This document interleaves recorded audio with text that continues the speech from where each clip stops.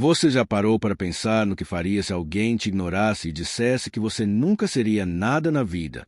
Pois é, esse é o começo da história de um homem que foi desprezado por ser pobre, mas que hoje é dono de uma das maiores empresas do país. Uma história de transformação tão real e inspiradora que vai te fazer repensar tudo o que você acredita sobre sucesso e vingança. Mas aqui vem o melhor. O final dessa história tem um detalhe que ninguém espera. Quer saber como tudo terminou? Então fica conosco nesse vídeo que vai te deixar sem palavras. E antes de começarmos, me responde aqui nos comentários de que cidade você está assistindo agora. E não se esqueça de se inscrever no canal para não perder nenhuma história como essa. Vamos começar? Meu nome é Roberto e tenho uma história que mudou completamente a trajetória da minha vida. Tudo começou há 15 anos, quando eu era apenas um jovem de 22 anos trabalhando como entregador de pizzas para sobreviver. Naquela época, as dificuldades financeiras eram tão intensas que muitas noites eu não tinha certeza se teria o que comer no dia seguinte.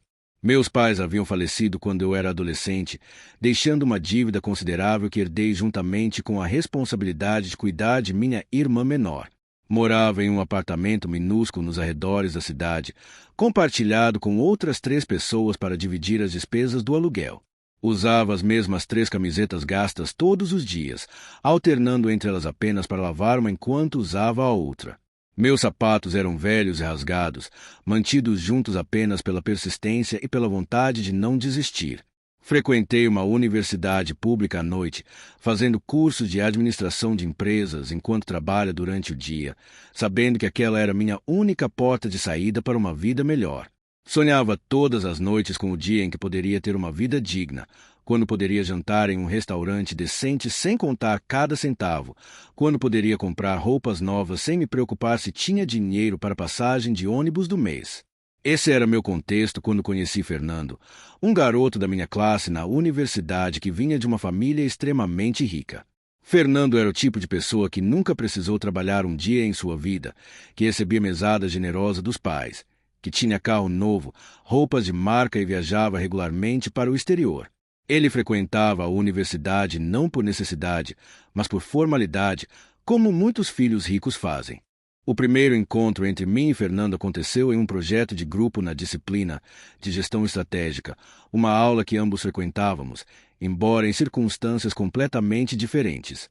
Nosso professor havia dividido a turma em grupos de 4 pessoas, e por alguma coincidência do destino, Fernando e eu fomos colocados no mesmo grupo. Naquela época, eu chegava à universidade sempre apressado, vindo direto do trabalho, com o uniforme manchado de molho de pizza ainda visível sob minha jaqueta antiga. Fernando, por outro lado, chegava impecavelmente vestido, perfumado, com seu relógio de marca no pulso brilhando sob as luzes da sala de aula. Quando nos apresentamos, senti imediatamente uma diferença abismal entre nós dois. Tentei ser amigável, estendi minha mão e sorri, dizendo meu nome que estava animado para trabalhar no projeto. Fernando olhou para minha mão estendida e, sem apertar, simplesmente desviou o olhar. Seu rosto não expressou nada além de desinteresse absoluto, como se estivesse vendo uma criatura estranha e indesejável. Nos primeiros encontros do grupo, eu sempre tentava contribuir com ideias bem pensadas, fruto do meu esforço estudar durante as madrugadas depois do trabalho exaustivo. Porém, Fernando nunca me ouvia. Quando eu falava, ele tirava seu celular do bolso, checava as redes sociais, sussurrava algo para os outros colegas do grupo enquanto eu ainda estava falando.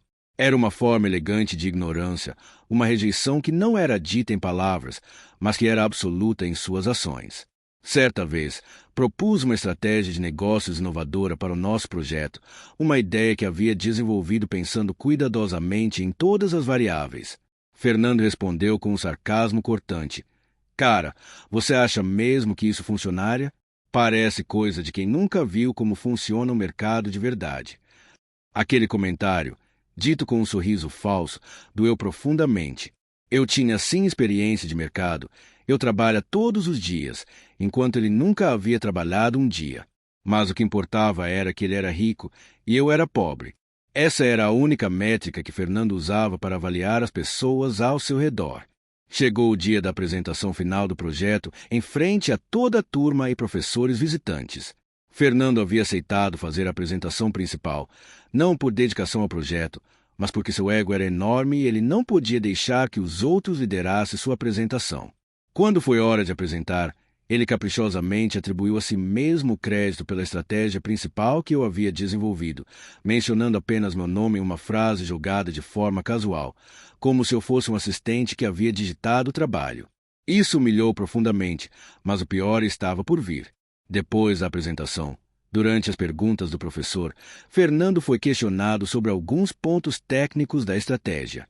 Ele ficou branco, não sabia responder porque nunca havia realmente entendido o que propusemos.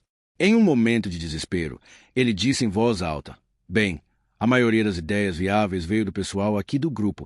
Não é um projeto que exigisse muito raciocínio complexo, sabe?" Ele apontou vagamente para mim enquanto falava isso. O professor, que era uma mulher experiente e observadora, notou imediatamente a dinâmica. Ela perguntou especificamente para mim qual era meu papel no projeto e o que eu havia desenvolvido. Fiz questão de ser completamente honesto e detalhado em minha resposta, explicando cada passo da estratégia de forma clara e segura.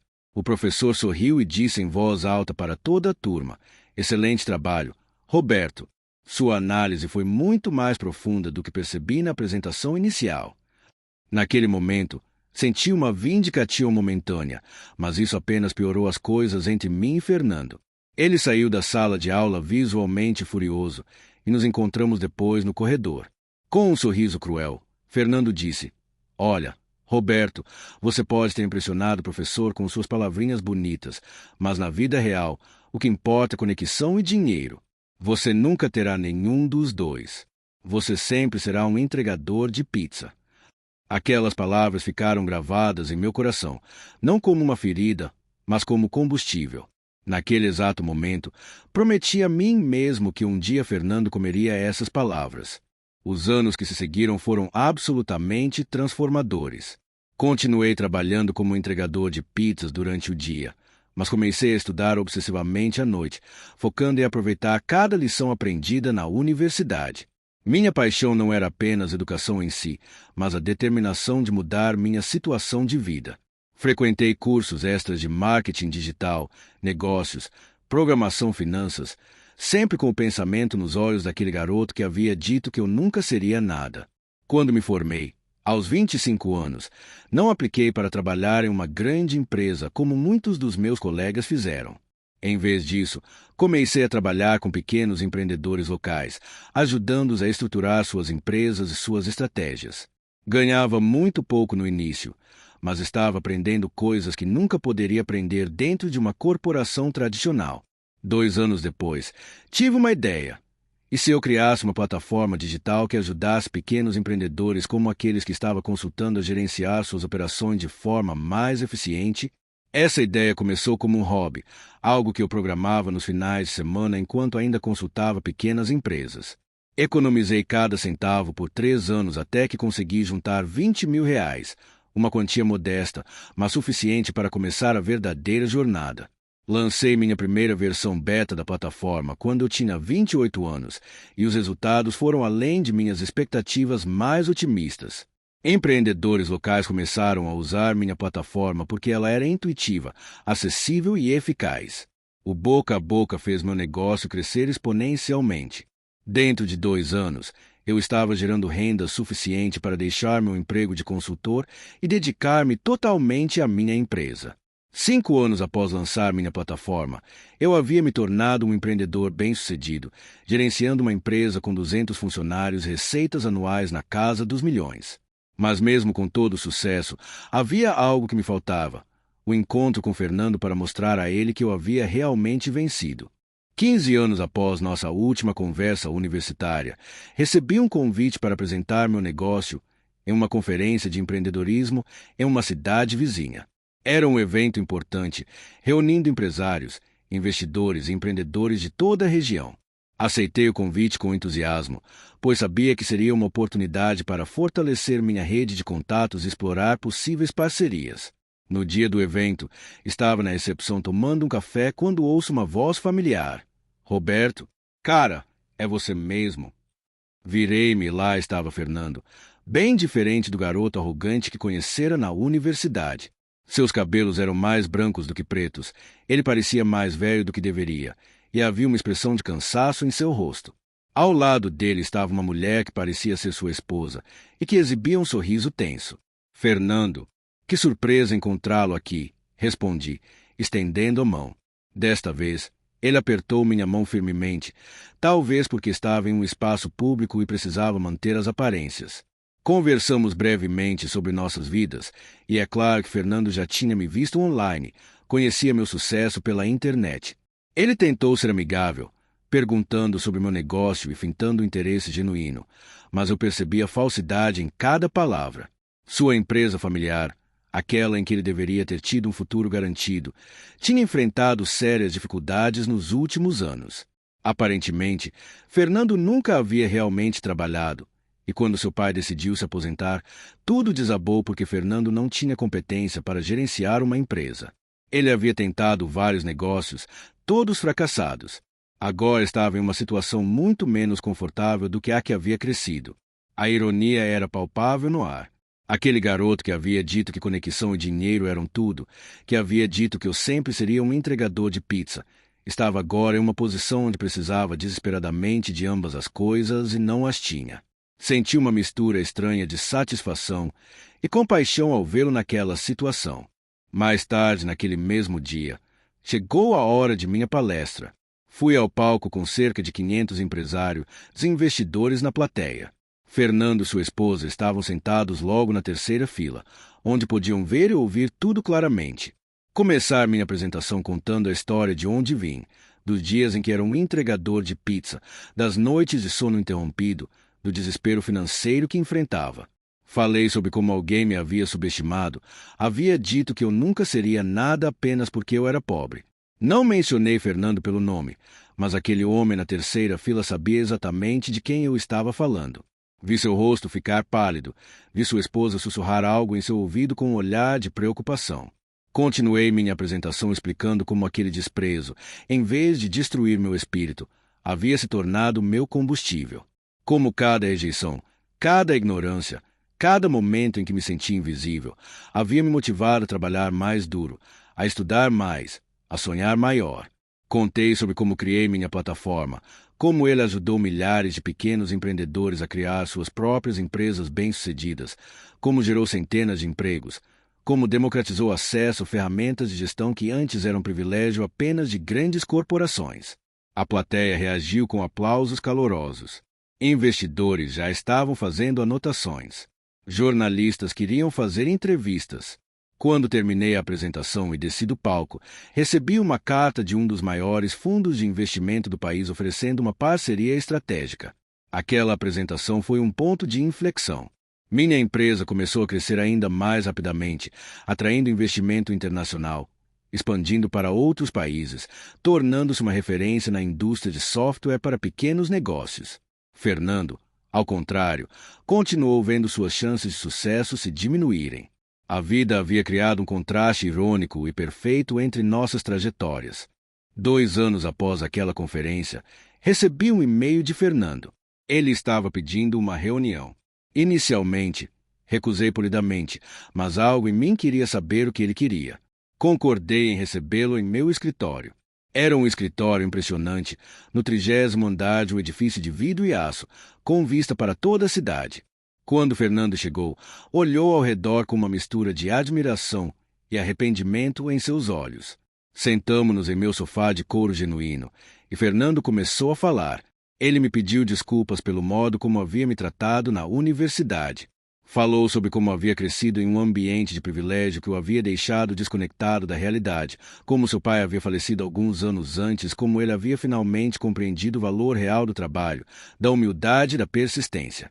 Confessou que havia cometido erros terríveis em sua vida, que havia desperdiçado as oportunidades que teve, e que havia assistido ao meu sucesso com um sentimento de inveja e arrependimento que o assombrava todos os dias. Explicou que havia perdido quase tudo, que sua esposa havia o deixado, que agora estava trabalhando como gerente de vendas em uma pequena loja, com um salário modesto. Ele estava quebrado, literal e figurativamente. Naquele momento, todos os ressentimentos que havia acumulado durante anos simplesmente desapareceram. Percebi que a vingança e a raiva não me davam nenhuma satisfação verdadeira. Ofereci a Fernando uma oportunidade de trabalho em minha empresa, em um cargo de posição média, com salário justo. Ele não seria um executivo, mas seria um funcionário respeitado trabalhando em um time dedicado. Fernando começou a chorar, aliviado e humilhado simultaneamente.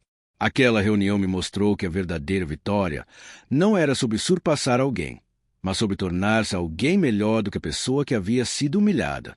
Hoje, 10 anos depois daquele encontro em meu escritório, minha empresa é uma das maiores do ramo em todo o continente.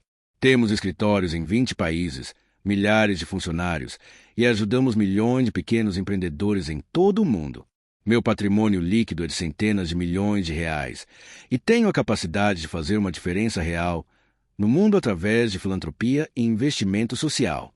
Fernando ainda trabalha em minha empresa, agora como gerente sênior de operações. Ele se redimiu através do trabalho, através da humildade genuína e através da compreensão de seus próprios erros. Não somos amigos, mas somos colegas que nos respeitamos mutuamente. Frequentemente, quando vejo Fernando no escritório, penso em quanto mudei desde aqueles dias de escassez, desde aquele garoto pobre que era invisível para as pessoas como Fernando. Mas a lição mais importante que aprendi não é sobre vingança ou sobre provar que estava certo e que Fernando estava errado. A lição verdadeira é que a vida é fluida, que as circunstâncias mudam, que o que parece ser uma verdade imutável um dia pode ser completamente diferente anos depois. Aprendi que a humildade é mais valiosa do que qualquer quantia de dinheiro ou de herança familiar. Aprendi que o trabalho duro e a persistência, quando combinados com educação contínua e adaptabilidade, podem transformar completamente a trajetória de uma pessoa. Aprendi que ser ignorado, ser desprezado, ser subestimado, não é um motivo para desistir, mas sim um combustível para crescer além do que você jamais imaginou ser possível.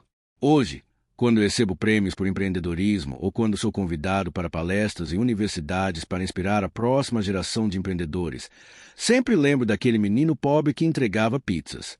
Sempre lembro de Fernando e de sua palavra ácida.